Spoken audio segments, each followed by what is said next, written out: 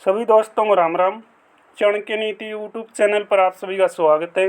तो दोस्तों आज बात करेंगे, एक बात चली हुई है कि जो आपकी हरियाणा में भर्ती हैं आगे, वो आपकी बिना सीटी के होने वाली हैं। जो आपकी नई भर्तियाँ होंगी, इसमें कितनी सच्चाई है भाई, कितनी झूठ ये बातें हैं, सारी की सारी चीज़ों पे हम चर्चा करने वाले हैं। क्योंकि यहाँ पे हम फालतू चीज़ें शेयर नहीं करते, सिर्फ काम की बात करते हैं, ऑथेंटिक जानकारी आप सभी के लिए लेकर आते हैं। तो आज बात करते हैं भाई, आपकी जो हरियाणा के अंदर कलर कट आए गए थे उनको दोबारा लगाया जाएगा। इस पे भी आपको जानकारी देंगे भाई, आपके जो कलर कट चुके थे हरियाणा के अंदर, उनको दोबारा से हरियाणा में नौकरी पे लगाया जाएगा। तो सबसे पहले बात कर लेते हैं भाई, जो आपका नया सीटी है वो ख़त्म होगा क्या। अब की बार बिना सीटी के हरियाणा में भर्तियां होने वाली हैं, इसमें कितना दम है।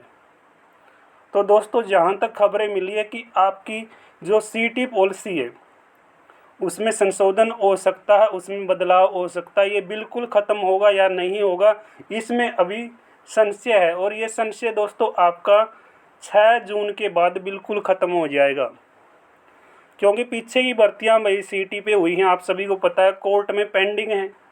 और आज जो खबरें निकल के आ रही हैं, ये कहा जा रहा है कि हरियाणा के अंदर ग्रुप सी के कुछ पद, लगभग 20,000 वैकेंसियाँ बिना सीटी के भरी जाएंगी। और आपकी आचार संहिता हटते ही यानी 6 जून के बाद वही सारा एडवर्टाइजमेंट यानी विज्ञापन भी रिलीज शायद कर दें आपकी। वो कौन कौन सी भर्तियाँ होंगी, आपकी फ़िजिकल बेस पे आती है, जैसे तकनीकी बेस पे है, मेडिकल बेस पे है। भाई जब पीछे भर्ती आप वो सीटी के तहत कर चुके हो, तो आगे के बच्चों को आप बिना सीटी जो बेस पे एग्ज़ाम ले रहे हो, तो पीछे के बच्चे और अब के बच्चों में क्या फ़र्क है, ये चीज़ें भाई बच्चों पे आप लागू कर रहे हो, बच्चों को दोष दे रहे हो।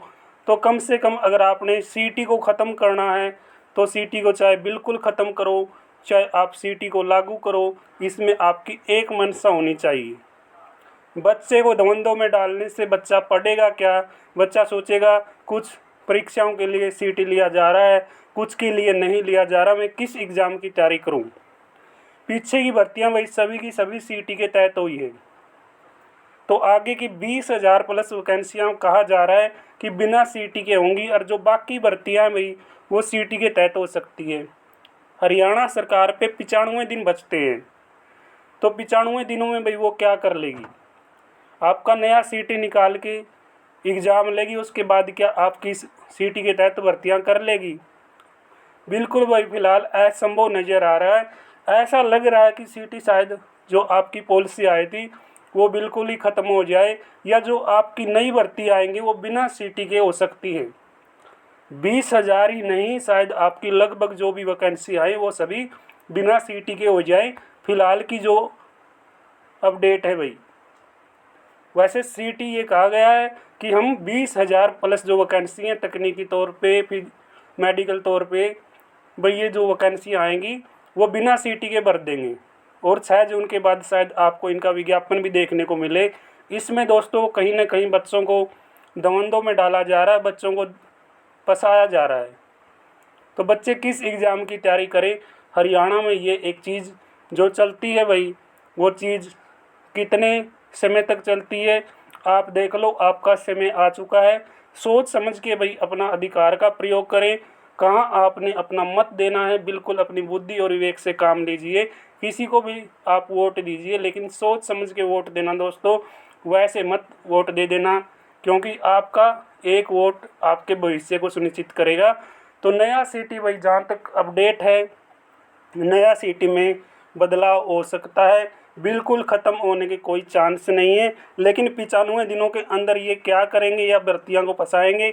अगर सीटी लिया गया तो आपका विज्ञापन भी आएगा, उसके बाद उसमें फार्म भरने का समय भी दिया जाएगा, और फिर आपकी नई भर्तियां भी निकाली जाएगी, उनका भी एग्ज़ाम लिया जाएगा। ऐसा फ़िलहाल भाई असंभव सा नज़र आ रहा है। कहीं ना कहीं मामला फंस सकता है। जो अपडेट आज की है, कल क्या हो जाए उसका कुछ नहीं पता। लेकिन फ़िलहाल जो बात निकली है भाई, सिर्फ 20,000 प्लस पदों में भर्ती बिना सीटी के ये कर सकते हैं, औरों के लिए ये सीटी ले सकते हैं।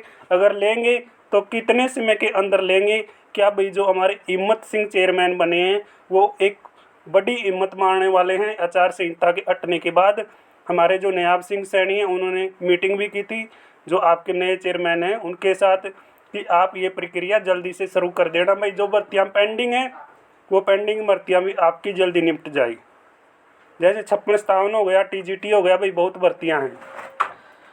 अब जब बात आती है जो पीछे कलरक हटे थे ना भाई, कलरक, उनके लिए आज की जानकारी आई है कि हरियाणा सरकार जो HSC है यानी हरियाणा स्टाफ सिलेक्शन कमीशन है, तो कलरक पदों के संशोधित परिणाम से बाहर हुए उम्मीदवारों के लिए अस्थायी पद सृजित करने का फैसला करेगी।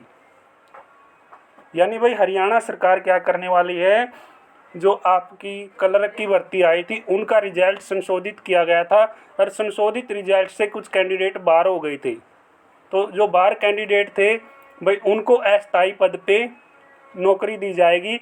तो अस्थायी पद पे जो नौकरी दी जाएगी, इसमें हरियाणा सरकार को जो जवाब दावा किया गया है उसमें क्या कहा गया है, देखो भाई, जो हरियाणा कर्मचारी चयन हो गए वो संशोधित परिणाम में बाहर हो गए कैंडिडेट थे। जो मुख्य सचिव TVSN प्रसाद ने सभी प्रशासनिक अधिकारियों को निर्देश दिए कि हाई कोर्ट में चल रहे अपीलों के मामले में जवाब दावा दायर कराएं। मुख्य सचिव ने बुधवार को जारी निर्देशों में कहा कि हरियाणा कर्मचारी चयन आयोग ने 3 सितंबर 2020 को कलरक पदों का जारी परिणाम हाई कोर्ट के 25 अप्रैल 2022 के आदेशों की पालना में 23 जून 2022 को संशोधित कर दिया था, जिसके कारण पहले से कुछ कैंडिडेट थे वो बाहर हो गए थे। इन बाहर हुए उम्मीदवारों ने हाई कोर्ट से 6 जुलाई 2022 को स्टे ऑर्डर प्राप्त कर लिया। यानी भाई स्टे ऑर्डर किस पे भर्ती पे स्टे लग गया तो ऑर्डर प्राप्त किया था। बाद में हाई कोर्ट ने 12 अक्टूबर 2023 को ये याचिका जो लगाई गई थी उसको रद्द किया और स्टे हटा दिया। अब बाहर हुए कुछ उम्मीदवारों ने अपील दायर कर स्टे ऑर्डर प्राप्त कर लिया है। अगर स्टे ऑर्डर दोबारा से प्राप्त हो चुका अपील लगाने के बाद, तो विभाग निगम बोर्ड सरकार से इन बाहर हुए उम्मीदवारों के बारे में स्पष्टीकरण मांग कर रहे हैं कि स्पष्टीकरण दिया जाए और बाहर हुए उम्मीदवारों के नाम से अस्थायी पद सृजित होंगे। मुख्य सचिव ने ये बात कही है कि अस्थायी तौर पे इनको नौकरी देंगे भाई हम। तो अस्थायी तौर पे नौकरी कैसे देंगे, मुख्य सचिव ने निर्देश देकर ये कहा है, निर्देशों में कहा है कि सरकार ने पहले ही 1 सितंबर 2023 को फैसला कर रखा है कि जो यथास्थिति अंतरिम जो राहत आदेश प्राप्त उम्मीदवारों के लिए अस्थायी पद सृजित किए जाएं। ये पद तब तक रहेंगे जब तक स्टे ऑर्डर रहेगा।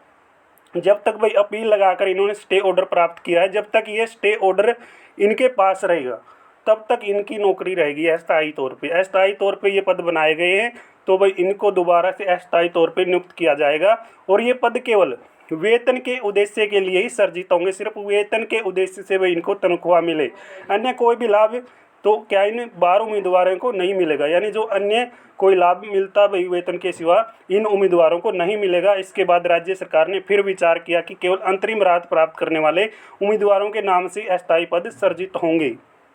तो अंतरिम राहत प्राप्त करते हुए उम्मीदवारों के नाम से अस्थायी पद सृजित होने वाले हैं।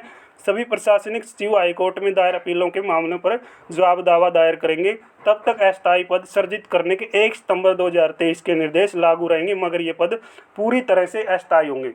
भाई आपकी जो तनख्वाह उसके बेस पे ये पद बनाए जाएंगे, आपको एक्स्ट्रा इसमें कोई लाभ नहीं मिलेगा। ये बात बिल्कुल स्पष्ट कर दी गई है, ठीक है। जो भाई कैंडिडेट हट गए थे कलरक पदों से, उनको दोबारा से जो ऑर्डर कॉपी इनके पास आई है, ऑर्डर प्राप्त हुआ है, तब तक आपके अस्थायी पद बना दिए गए हैं। तो अस्थायी पद भाई ऑर्डर कॉपी तक रहेंगे, फिर दोबारा से आपको नौकरी से हटा दिया जाएगा। ये जानकारी थी भाई, ठीक है। तो दोस्तों आगे की जानकारी पाने के लिए आप चैनल को सब्सक्राइब कर लीजिए। कोई भी आपका सवाल है कमेंट बॉक्स में ज़रूर पूछिए, चैनल को सब्सक्राइब करके जाएँ।